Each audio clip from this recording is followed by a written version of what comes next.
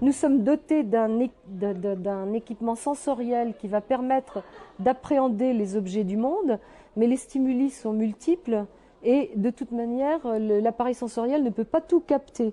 Donc il va y avoir une opération de saisie des objets à percevoir, et cette opération de saisie, elle comporte une sélection et un traitement d'informations. On va placer l'objet dans une catégorie et automatiquement, le sujet est équipé par ses connaissances antérieures d'un certain savoir et automatiquement on sait que cet objet va être doté d'un certain nombre de caractéristiques.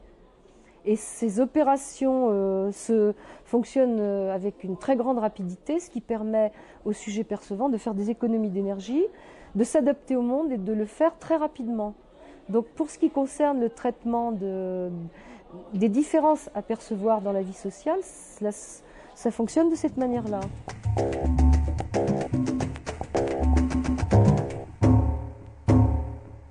Percevoir un objet inhabituel, un objet étrange, oblige le sujet à transformer ses catégories.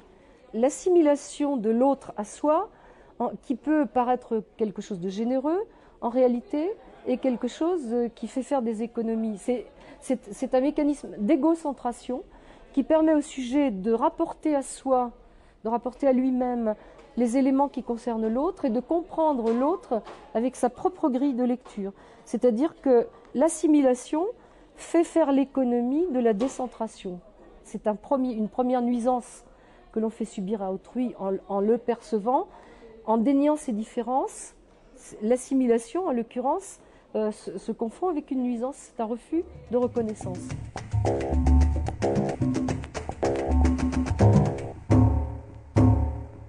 Quand on est finalement un jour obligé de reconnaître que l'autre est différent, il y a différentes manières de traiter cette différence. Imaginons que nous nous trouvions dans la position d'un individu dans le groupe dominant, va s'organiser pour attribuer toute la valeur positive à son groupe et rejeter sur l'extérieur tout le mauvais. Et ces mécanismes opèrent régulièrement et s'accompagnent évidemment après de processus d'exclusion, éventuellement même de génocide.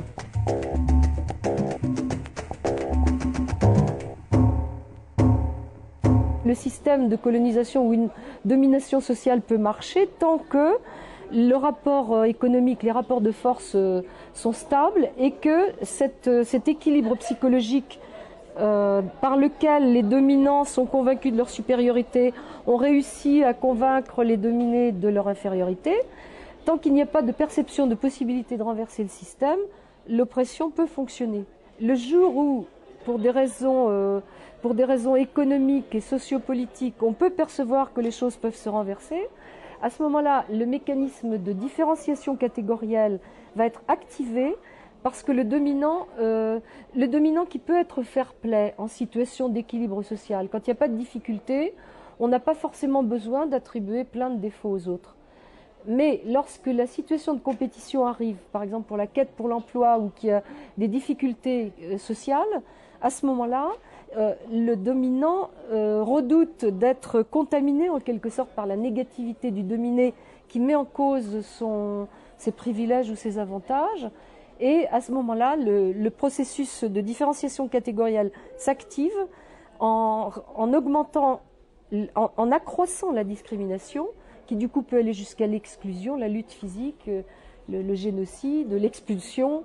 Par ailleurs, quand on sait que dans les groupes, il y a des phénomènes de groupe qui font qu'il va y avoir une structure qui va fonctionner à l'intérieur des groupes avec le choix d'un chef, des études ont montré que en cas de difficulté ou de compétition sociale, on mettait en place un chef musclé, je dirais, qui sera apte à faire bien fonctionner ce partage de la valeur.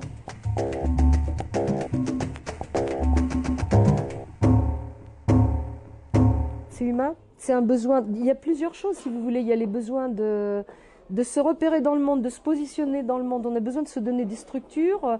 Donc on va prendre une place dans un système de catégories.